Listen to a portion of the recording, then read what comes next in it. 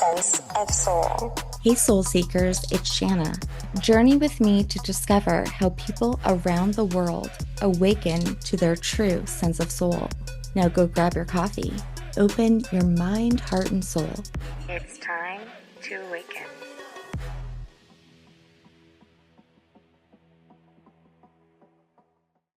Today with us on Sense of Soul, we have Dr. Sharnael Wolverton Sehon. She is a naturopathic doctor, a quantum scientist, a linguist, and theologian. She's also an accomplished educator, author, and entrepreneur.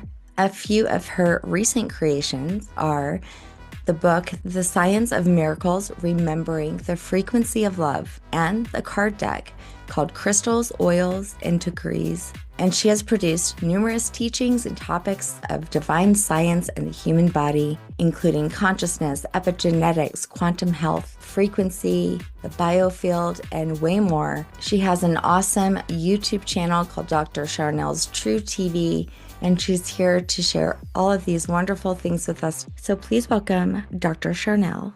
Hi. Hi, how are you? I'm good. How are you doing? Very well. Thank you so much for this time together. Well, I'm excited because you know what? I don't know what's on your heart to speak about today. But I think that oftentimes for myself, and I've seen in other people, we forget that we're multidimensional. And when we get into the spiritual stuff, it's so fun that we forget about the physical body Yes. until it Yes. knocks us on our ass. And then we're like, oh, Yes. Well, it's all connected. Everything is very connected. So when yeah. we see that things aren't going on physical, that'll affect the spiritual and vice versa. When we start getting really clean in our diet, then we start having the better spiritual connections and hearing God better and or source, whatever you call it.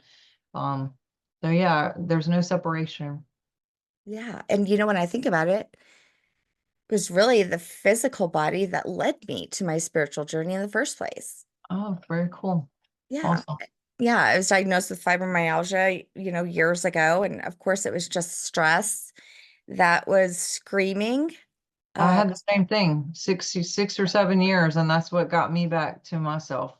That's okay. Well, yeah, tell me yeah. about that. Oh wait, can you hear if I could go grab some coffee real Yeah, quick? go grab some coffee. You have to. It's part of my intro. Okay, hold on one second. Not interesting that you had the same situation, but we would find each other. Oh, that's so cool. I Okay. know. Yeah. So, yeah, it should be an interesting conversation because, I hear that more than, actually at the time, my best friend and I both were diagnosed with fibromyalgia. I mean, it was so random too, because we had the same symptoms and we were chasing after them. And sometimes when I would look up, of course, we didn't even have like a lot of internet back then, but when I would look up my symptoms, I kept running into like awakening symptoms. Really? Yeah. And I was like, what the hell's an awakening? I mean, I grew up Catholic my whole life. I was like, it was not even in my vocabulary. And Interesting. when I look back, I'm like, hmm. Yeah, my body was screaming, and it wanted to be known, it wanted to heal. I Yeah, had never thought of it as my body leading me there. I like the way you said that. That's really interesting. I'm gonna have to. That's really interesting. yeah. And then of course, like I said, I got so into the spiritual stuff. I was like, "Ooh, this is a vacation." I was a mom of 4 kids, so I definitely was. I was like, I'm gonna go into my closet for half an hour, guys. I'll be back. That's awesome. Yes, we gotta Yeah. have that me time, especially as moms. Yeah. Now I have like free time because most of my kids are, well, 3 of them are adults and I have a 12-year-old. So it's like for the first time in my life, I have something for myself and that doesn't revolve around them. And We are so much alike. So yeah. yeah, I have three of mine, and then we have two because I'm back with my love, my first love, and he had two from his. So all of them are out of the house now, except for our youngest two, but they're in different homes. So like sometimes we have them and sometimes we don't. And it's just like, how do we be parents? Like it's so weird just to not have anything to do with them, you know? Yeah. Well, Dr. Charnel, let me just tell you. So We have 5 kids between my You partner. have 5 kids too? Yeah. And my last one is like our love child because he is my first love. He was my first kiss. And we, What? yeah, isn't that random? I have goosebumps. Okay, so you got back with your Yeah, like how long was your research? a long time, like 17 years, something like that. Let's see, 17 years.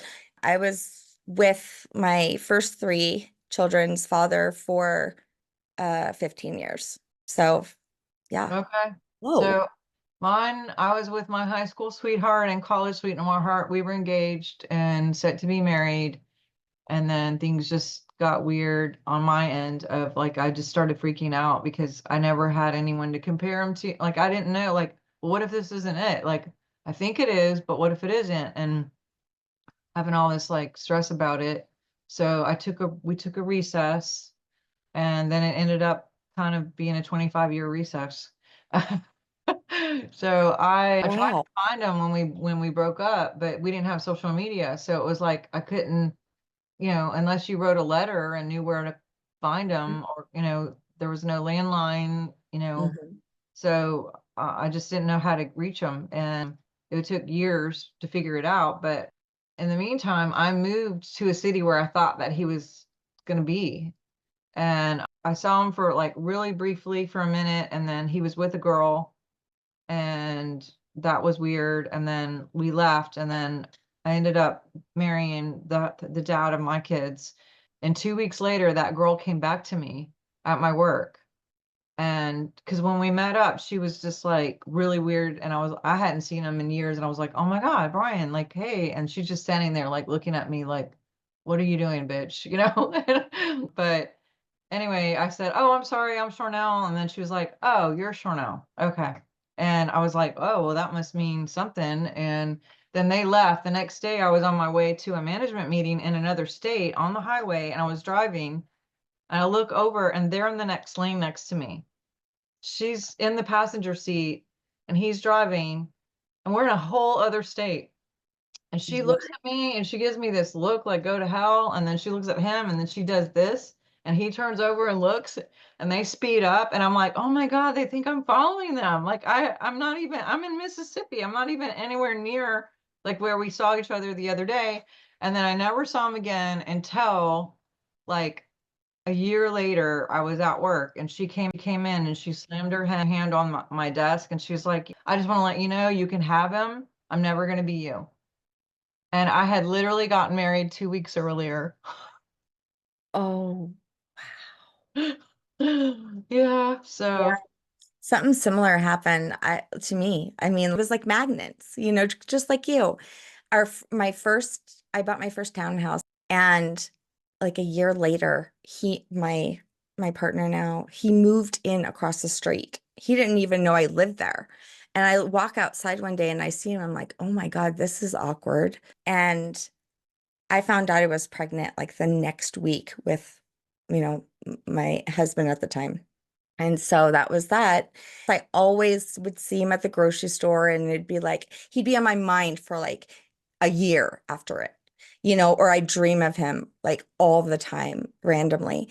And when my partner or my ex-husband and I divorced, it was like 15 years we had been together. I was also a cheerleading coach, and his ex-wife, because he was divorced now too, we both were available all of a sudden.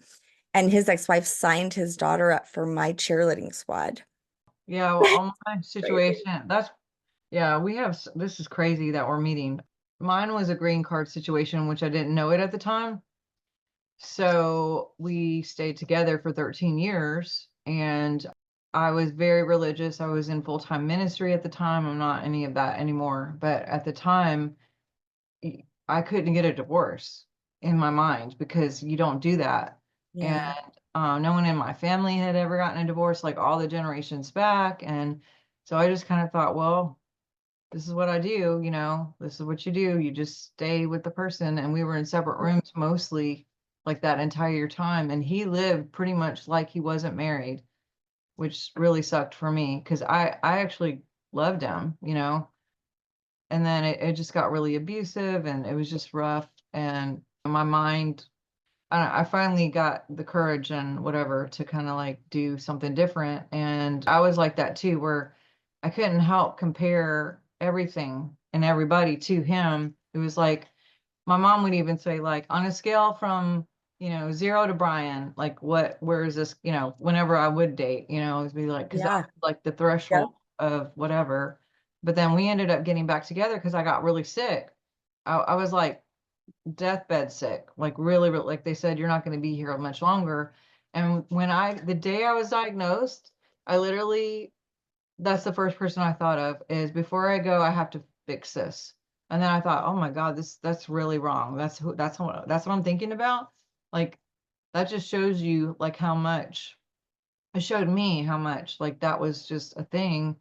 And Yeah. so I went to try to like work that out and he wouldn't talk to me. Like I even was going to get a private investigator because I just couldn't find him. But then I did find something on Facebook that it was like no name, no cover, whatever, sent him a message, not even knowing if it's him. And like he didn't respond. And I was just like, okay, I don't even know. And there was like a bunch of people with his name in the world that I found that I could see the picture and it was definitely not him. I finally was working with this guy named Robert Stevens, and he kept saying, like, well, if you want to clear this, go find him and like apologize for what happened, and I was like, well, I'm trying, I'm doing all the things. I've like spent 7 days trying to look for him and and was not having any luck. And then he was like, so I called him back after 7 days and I said, well, what happens if I can't talk to him? Like, what do I do to clear this? If we can't settle this before I go? And he was like, what do you mean? Like, just everything's energy. Like, just talk to him. Like, as if he was right here. Like, go for a walk and just say whatever. And I was like, wait, what? Because I didn't understand all that at the time. He was like, just literally tell him everything you would say as if he's standing in front of you. Everything is energy, dear. And I was just like, I wish I would have told me that like 7 days ago. Because I'd reach out to his brother and like, send him these messages. Anyway, so I walked around my block that night and I just like said all these things that I would have said as if he was there and was crying and emotional. I mean, I really like acted like it was happening. And then I just laid down in my driveway. It was like 11 o'clock at night, looked up at the stars, and I was just like, okay, God, please just clear this from whatever and help me, whatever. And all of a sudden, my phone was sitting next to me. It rings right next to my head. I look over and it's like Brian. And I'm like, holy Wow. shit. I was just like, what? But when we did get together, like him and I both got married twice in between and divorced at the same time. We were having kids at the same time, like this parallel thing. Yeah. Even though we didn't talk to each other, see each other, we were in different cities. Like to the month, we were getting divorced and married at the same time. Yeah, it was just wild that we ended up like connecting again. And when we did, like the love and everything, I just felt like myself again. So you weren't on your deathbed Yeah, anymore? I ended up healing myself through that and a lot of other things, but I think just not being in the stress of, Yeah. being with my ex, because he left, like my second ex actually left like about a month after my diagnosis. And I thought, well, this is the end of the world, but then I realized like he's actually making it worse on a physical than because I was always in stress, like always, always, always stressed out with everything that he was doing. And I was better without him, but I just didn't know it. And then it took like reversing, like remembering how to love myself again and not like pick all these people who hated me. Because what I got out of that is like I had hated myself, not just because of what happened the night that we kind of broke things off at the beginning, but just hated myself in general. And so he is so loving that he couldn't even find me because the hate was in the realm like so thick that, Mm. but as soon as that cleared and I started really loving myself and acting like I loved myself and doing all the things to take care of my body and like making just choices for him, my ex to leave and kicked him out and, just all that stuff. I was just like, he could finally like go, oh yeah, I can, because before that, like no chance, You guys were not aligned. isn't that crazy? It is. And you mentioned also, I was teaching Sunday school at the time. I grew up Catholic, deeply rooted. So even my first marriage was because I got pregnant. I mean, my dad was like, yeah, you're getting married. He wouldn't even tell his family until I got married that I was pregnant, because this was wedlock. Wow. Yeah. So, got married. But, looking back, I'm sure you feel the same. All the hardship, anything, was for me to be who I am today. Yeah. Well, for me, when we did get back together, it was like bittersweet because there was this like exuberant, like, whew, relief and just like, oh, I felt like home again and I could breathe. And it just, he loved me for me and not because of anything I did or who I knew, or, it was just this sense of like safety and security and being with him. But then the other part, especially at the beginning, was just this overwhelming sense of like loss that I just missed out all those years and what a big mistake I made and just like dread and just, but it did take me a while to finally get to the point where it was like, okay, you can't take it back. That's what I did. That's the choices I made. I got 3 kids out of it. I wouldn't take that back, and the lessons and just the ability to have compassion for people who may be in that situation or, whatever different things that I learned on the journey. It was all for something. And yes, it was all my choices, and none of that would happen without my choices, but I couldn't beat myself up anymore for the dumbass choices that I made. It was just like, okay, move on and just be glad that we're here now and go forward. Yep. I agree.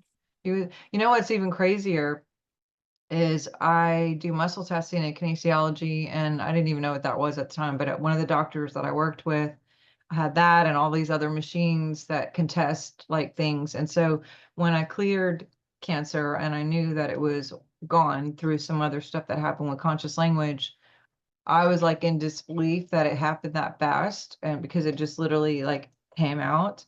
And so when I went back home, I went to the 4 doctors to just like, because I'm very data oriented, I'm science. I'm like, I need proof, like show me that this happened. And when I went to one of the doctors at the time, I was still wearing the wedding ring from my ex. And because I was legalistic and like, okay, well, if the papers aren't signed, because it had been a long time, but he just was not signing the papers. It's a long story of why he couldn't. But I kept having these dreams about taking the ring off.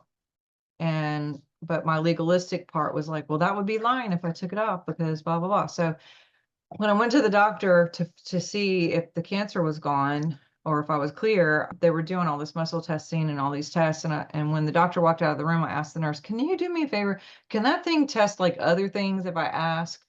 And they were like, what do you want to ask? And I'm like, well, I've been having this dream about taking my ring off. Can I take the ring off? I just want to know if I could take the ring off. And then she was kind of looking at me funny, but then she was like, okay, let's test. And it said, yes, you could take the ring off. And I was like, okay, can you just, I don't know why it came to me, but it occurred to me all of a sudden, like, wait, am I still married? So I asked, like, can you see if I'm still married? And it came back, yes. And I was like, okay, am I still married to? And I filled in the blank of that person's name. And they said, no. And I was like, huh, okay. And then I said, this comes to me. Was I ever married to this person? And I say the name. No. And it's Wow. 7 freaking years I was with this guy of just feeling like I was stuck and had to, and Yeah. whatever he did, I was just like, oh God. Divorced twice in ministry, that was even like worse. So then I got scared and I said, please tell me I'm not married to the first guy. And I like said his name and it said no. And I was like, what? And so I was like, can you test to see if I was ever married to this guy? And gave the name. And so it tests and it comes back no. I like literally, Shanna, I was beside myself. I started crying because I was like, really, I wasted like 20 something years on people that I wasn't even married to, but I stayed because I thought that I was and I had to. And, Yeah. I kept trying to try and try. And then it occurred to me, I'm like, wait a minute. So you said that I was married. So who am I married to? And of course, I can't just say a name. So I said, well, when was I married? and they go through all these months and years, and it comes up November 7th, 1987. And I was like, what is that? Like, I have no clue like what that is. And so I was just like, okay, shelf it and just put it up there. Well, months later, my ex, who we just talked to that one time, and I cleared everything, and like we made it all right, and then we didn't talk anymore. And it was just like, okay, I did that, I'm gonna move on. He reaches out and he was like, hey, do you want to go get dinner? I could take you to dinner or something. I was like, okay. And so I go up there to meet him. He cooks dinner, and he gets out this like football bag because he was a captain of the football team. And he had this like old bag and like inside is like every note I ever wrote him, like every poem I ever wrote him, all the songs I'd written on cassette tapes. Like when we would travel or go out of town, we didn't have like long distance because that was costly. So I would like send him a tape, if I was gone a couple weeks in Montana or something, and he would listen and I would just talk or whatever. And he would do that to me. He kept like our Sadie Hawkins matching clothes. Like he had like pictures of everything. And he pulls out this calendar, right? And the calendar is like 87, 88, 89. And it's like his birthday, January 2nd, mine, September 14th, and then November 6th. And I was like, what's November 6th? Like, I don't know what that is. And he was like, you don't remember? I was like, no, I don't. And he was like, that's the night you came to my football game. You put your phone number on my truck and you were like, hey, call me. And then like I called you the next day and like we went out on our first date on the 7th. And I was like, what? Because like the doctor had said November 7th, 1987. And I was like, what? And I was just sitting there like, oh my God, this is who I'm married to. Right. And so I was just in shock, and I didn't tell him like, oh my God, we're married. Like I, Right. scare him completely away, like on the first time we are even connecting after 25 years. So I was like trying to restrain myself, and I'm just like, my mind is like, wait, what is marriage? Like, what the heck? Like, what is marriage then? And then just totally, rethinking like everything about my life and my path. And, later I actually blind tested him, and he was also never married to his two that he was married to. And he was also married on November 7th. And like we did not have sex. We did not like nothing. I mean, we had a kiss, but we never had sex when we were together for like the 5 years we were together. We were so pure and like cool, and no judgment if anybody has, but I'm just saying like what's the definition? Like what makes marriage marriage? And then the real thing, Shanna, is all my life with guys, I had had the cheaters, the liars, the abusers, which I got the part about it being in the field that I hated myself. So I was collecting haters at the time, cancel clear. What I didn't get is the cheating, because I am so freaking loyal. I'm like super loyal. Like if I am your friend, I'm your friend. If I'm your partner, I'm your partner. But when I got that and realized, oh my God, I was married the whole time I was even with the other two, that means I was the cheater, I was the liar. So I was collecting cheaters and living a lie with these Wow. people because I was actually married the whole time. Like they were the adultery, not you know what I mean? Yeah. Like Wow. that was huge. Like I was like, oh my God, this is like way big, way big. Amazing. That's so interesting. Yeah, I never would think of that. We're not actually legally married. I mean, like, I really don't believe in the contract. We actually celebrate our anniversary on November 7th. And so, Oh, perfect. yeah, I mean, we did get married. We had a ceremony, and the guy who helped me reverse all that, like, ended up marrying us. We got him to marry us, and he's actually passed now. But, we wanted our kids there, and my parents and his parents were both like, finally, like, apparently, I didn't know this until later, but like his mom would ask like about me every Christmas or every, they're like, I wonder what Sharnael's doing. I wonder, have you ever reached out? Have you ever thought about reaching out? Because he was alone, for a while. And every time that would happen, she would encourage him to reach out. And like his mom and my mom have the same birthdays. And like, it's crazy. But I mean, and she actually just passed in January, which was really, really difficult. And I was with her and when she left, and she's got 4 other boys. And when we were together, right before she was dying, she's like, I've known you more than all the other wives, because I've known you since you were 17, and you're like my daughter. And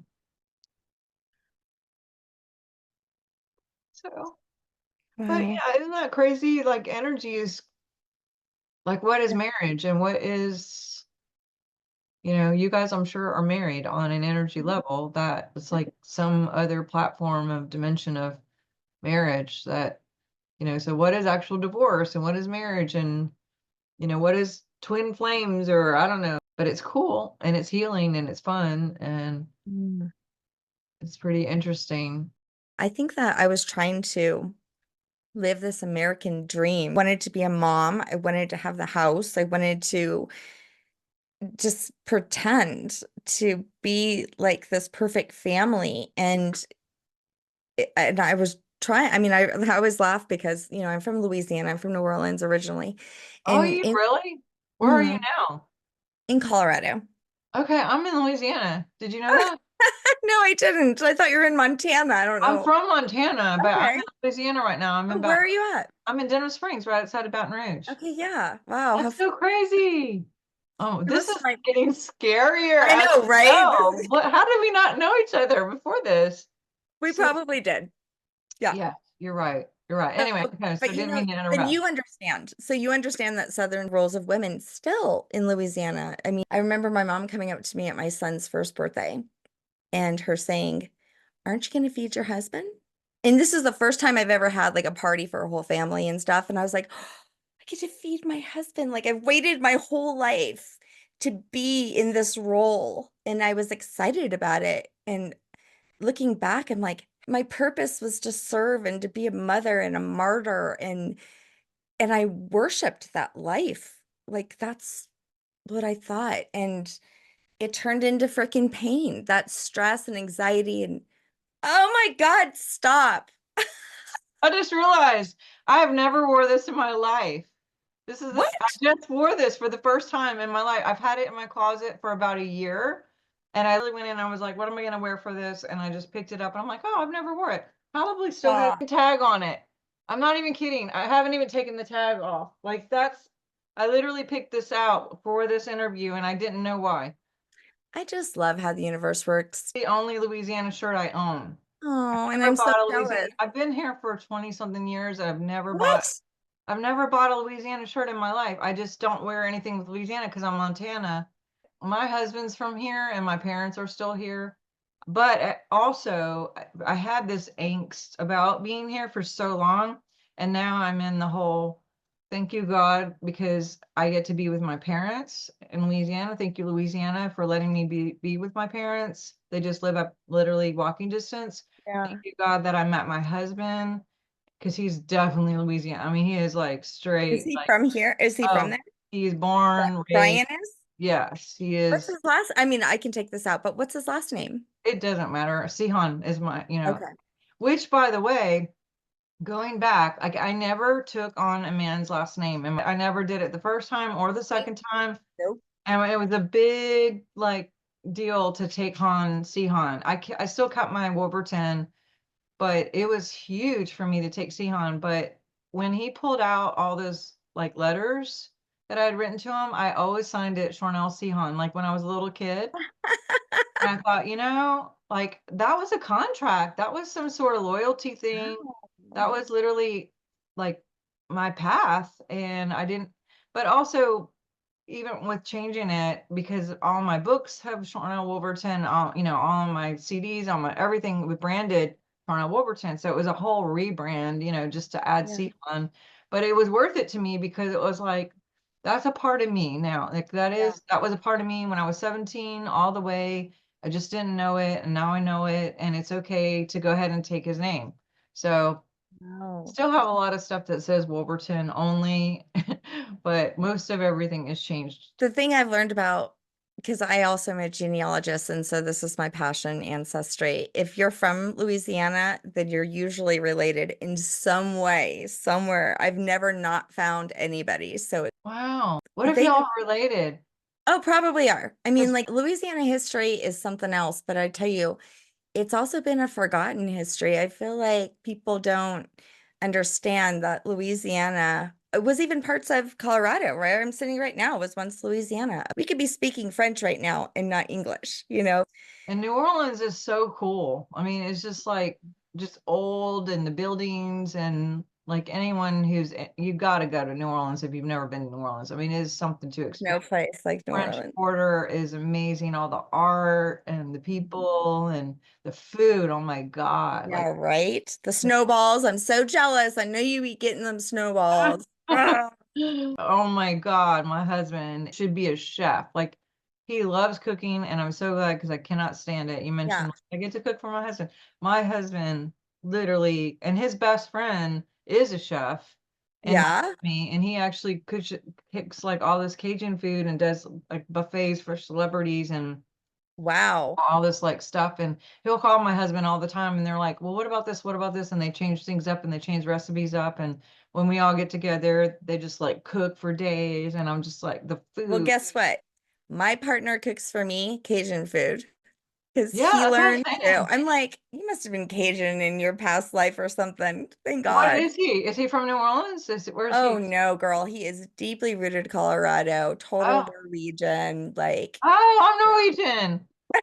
Yeah. My grandparents are from Scandinavia. They're from yeah. Norway and Denmark. Yeah. So is that Seriously, so? he's Danish and Norwegian, and they're like, he's only like third generation here. Me too.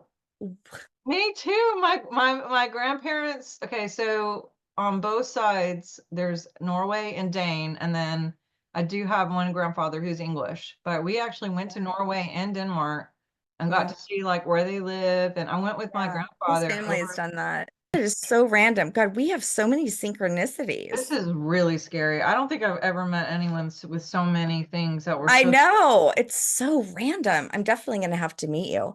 And, yeah. when I was looking at your stuff this morning and I saw the science of miracles, remembering the frequency of love, that's so like perfect for this conversation right now. But I would love to know what that book is about because I Yes. was very curious. Yeah, I had an encounter that sort of like birthed this book, and the whole concept, I guess, is like finding where there may have been snags, whether it's relational issues or financial issues, or just seeing negative patterns like over and over, and you're just like, oh my God, this again. I thought I was like over this, and using different tools through imagination, through conscious language, through the physical 3D, like you talked about your healing journey, and I had the same exact one, which is like, what? And you actually said something. You said that your body led you into the spiritual journey because you were sick, and that for me too, I was sick, which led me to leaving the Western thing because it just wasn't working for Nope. me, and then going more to the root. But in as far as going to the root issues, ended up meeting a lot of people who are both spiritual and naturopathic. And so I was introduced to all these like frequency machines, like hyperbaric and infrared and red light and PEMF and lasers and ozone and all the stuff that I just freaking love, and essential oils and crystals and everything that's frequency, reverse engineered my situation. But in the same time, meeting these people, they had different spiritual ideas than I was ever really introduced to and or even felt like I was allowed.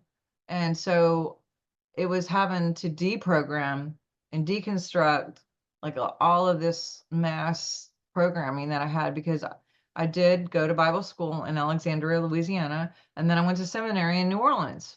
And I left seminary in New Orleans because I kept having these dreams like it's time to go, it's time to leave.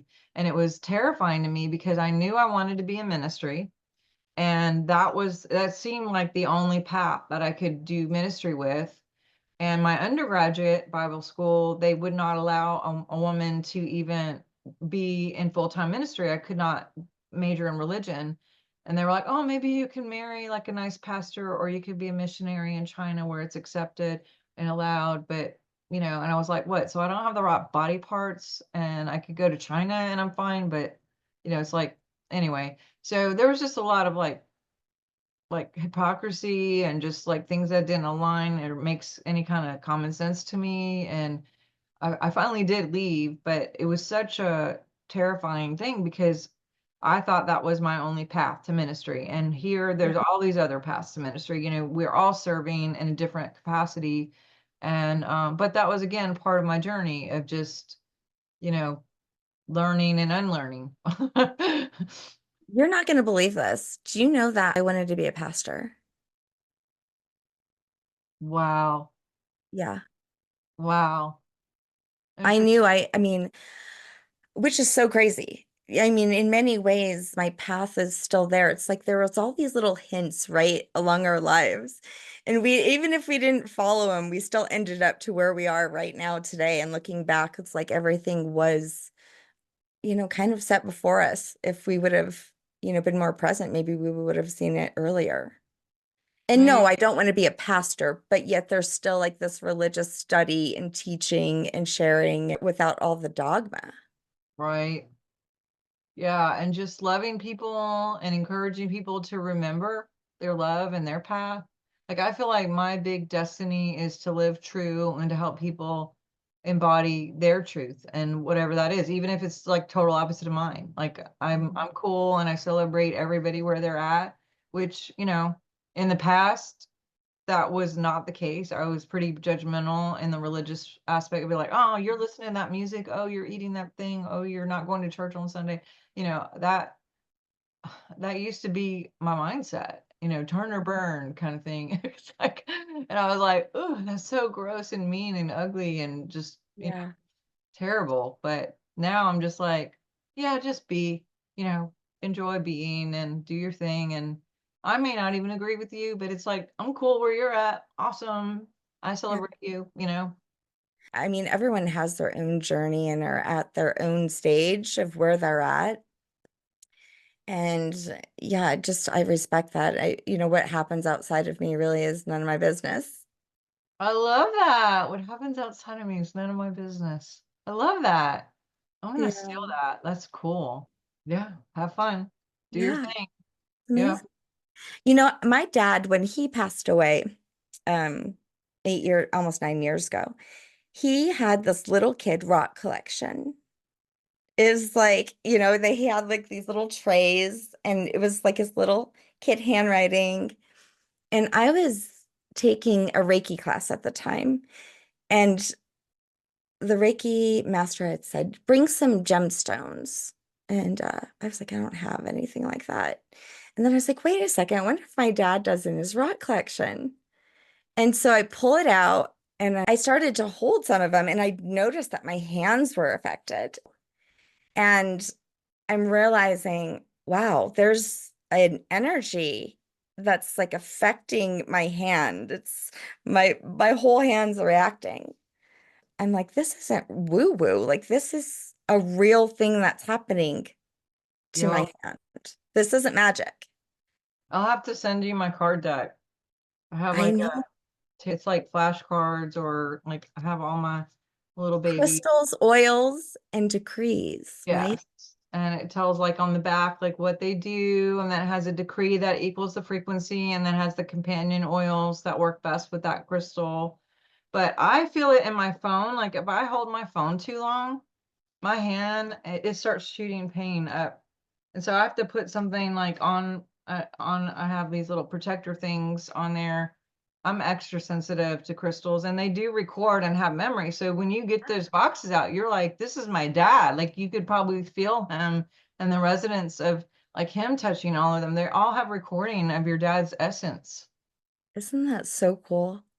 I mean, out of all the things that my dad left, that was just priceless to me. Oh, He cool. picked all those. I mean, he used to go to little kid shows, with his brothers, and How they'd go cute. all around, they were like the Griswolds, right? We were too a little bit. We'd go you'd take drives all over to different states, and he would collect rocks everywhere. That's so sweet. And you have I know. them. Amazing. They became kind of like one of the first tangible experience of mine that showed me that energy was a real thing and it really wasn't woo-woo. Like this What's your was favorite science. crystal? Um, I have a Lemurian crystal quartz that I really am attached to. Me too. I guess it depends on what I need in my life. When my dad died and I pulled those out, I was so attracted to this rose quartz he has. Actually, it's right here. It's amazing. But it fit in my hand and I didn't know it at the time what it was doing, but it was calming my soul, my energy, and it was comforting and it was loving. And I didn't even know it. I would carry it everywhere with me. And then, of course, when I went through this period where I couldn't get enough meditation, and I was very, very attracted to hematite. Oh I, yeah. I didn't realize it at the time either, but I needed to be grounded. You know what I mean? I needed to be anchored to earth. Yeah, this is rose quartz. Yeah. But yeah, it says crystal for unconditional love gives the ability to accept ourselves and others in full love and ease. The soothing energy of the crystal ignites a caring heart and the ability to truly see and feel others' hearts. Rose quartz aids in transmuting the pain of resentment and anger into joy, love, and peace. This is a great support to the circulatory system, kidneys, adrenals, and lung issues. The decree is I am love and I stay. And the companion oils are rose, sandalwood, ylang ylang, and frankincense. Love that. I'm going to grab these two stones. They're just in hand. This is the rose quartz, that I was carrying. But look at this amethyst that my dad had. Ooh, that's a nice chunk. It's like almost crystal clear too. I love that. I have an amethyst on my desk I too. have. You do? My mentor, who has now passed, he gave me his crystal, his quartz, his amethyst when he passed, and I had actually brought one with him because I knew he was gonna go, and um, oh Mm. gosh, I went and I asked, I said, hey, can I give this to you so you could sleep next to it, because I was gonna have to leave the next day, and he was like, no, honey, because I don't know where it's going to end up. I want you to keep it. And he had one next to his bed already, which I didn't know, and it was from his wife who had passed. And Mm. so I was like, "Oh, okay." And so I started to take it back, and then I said, "Well, can you just like pray over it, or put a blessing on it or something?" But actually I said, "Put your love in it." Yeah. And he gave it back to me and he said, "I put my big love in it." Oh. And he gave it back to me. And then I walked out. I was really sad. I'm just like overwhelmed, and walked out to the next room. And a few minutes later, his daughter came out and she said, he wants you to have this one too. And it was the one next to his bed. That was his wife's. That was really, really meant something to him. And so now I had two, and they were both, just that recording. So I get the whole like father connection with that. Mhm. 11/11 was the day that happened, and then he passed on the 25th. But Mm. isn't it crazy how things can just be so meaningful, like a stone, or and I Yeah. usually keep it on my desk or carry it in my pocket, just like you do with your rose quartz. I keep that amethyst. I carry it around. I have a little pouch. Sometimes I'll wear it when I go travel, if I can't keep it in my pocket. But You know, because when I did his ancestry, um, I also was studying, gemstones, and I was like, well, what is connected to Czechoslovakia? And it's Moldavite. And ah, so I had a client at the time who was from there, and he brought me Moldavite. And I actually wore Moldavite for about 2 years. that's a strong one. I That's know. really kick ass. I can't wear it now. I've tried to put it back on. Like I think I took it off for whatever reason, and I did not, I could not put it back. I still can't. I can't put it back on.